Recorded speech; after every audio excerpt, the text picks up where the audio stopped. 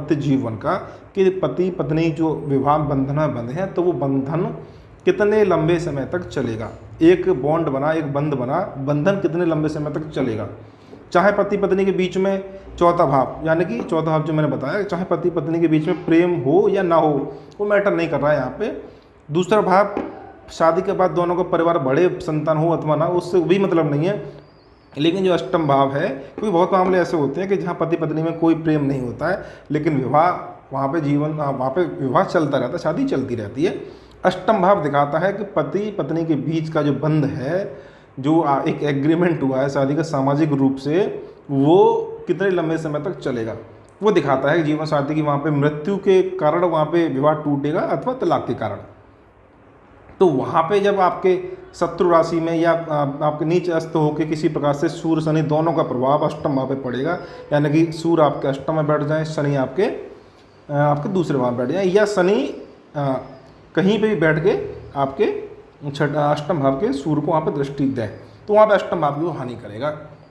इसी प्रकार से 12 भाव हो गया। 12 भाव विच्छेद का होता है, सही सुख का होता है। वो 12 भाव भी आपके तलाक को दिखाता है, क्योंकि 12 भाव में जो नैसर्गिक गुण ही आपके तलाक के हैं, विच्छेद के हैं। मतलब जिस किसी भी भाव का संबंध 12 भाव से बनेगा, जिसमें मैंने आपको बताया सूर्य शनि राहु, राहु का नियंत्रक को 12 भाव का स्वामी, इनका जब संबंध किसी भाव अथवा भावे से बनता है तो वो फिर वो उस भाव की वहाँ पे हानि करते हैं। तो 12 भाव पे मान के चलिए सूर्य शनि का आपस में संबंध बन जाएगा, सूर्य 12 भाव में बैठ जाएं और फिर किसी भी भाव से बैठ गए, शनि उसको दृष्टि दें। विशेषकर यदि छठे भाव से बैठ कर दृष्टि देंगे तो बहुत ज़्यादा हानिकारक होगा। इसी प्रकार से शनि 12 भाव में बैठ जाएंगे और छठे भाव में बैठ के सूर्य दृष्टि देंगे तो हानिकारक होगा। तो मैंने जो आपको विस्तार में बताया, अब ये घटनाएं, ये दोनों सूर्य शनि का आपसी संबंध, ये सबसे ज़्यादा विकट विकराल रूप का धारण करेगा।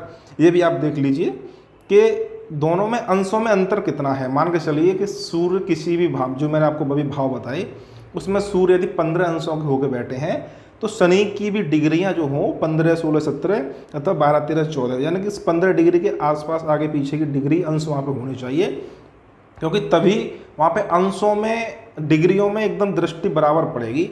यदि मान के चलिए सूर्य आपके 20 डिग्री के होकर बैठे हैं, शनि आपके 2 ही डिग्री के होकर बैठे हैं, या अंशों में दोनों ग्रहों में अंशों में अंतर ज़्यादा आ जाएगा, तो फिर वो युति दृष्टि का जो अशुभ फल है वो वहाँ पे नहीं मिलेगा।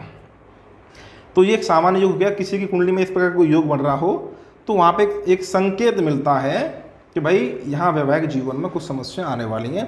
लेकिन पूरी कुंडली देखे बिना एक सही भविष्यवाणी वहाँ पे नहीं की जा सकती, क्योंकि सप्तम भाव देखना पड़ता है। विवाह का कारक ग्रह आपका शुक्र होता है, उसकी स्थिति देखनी पड़ती है। सप्तम भाव का स्वामी कहाँ चला गया, किस ग्रह के नक्षत्र में बैठा है, कौन से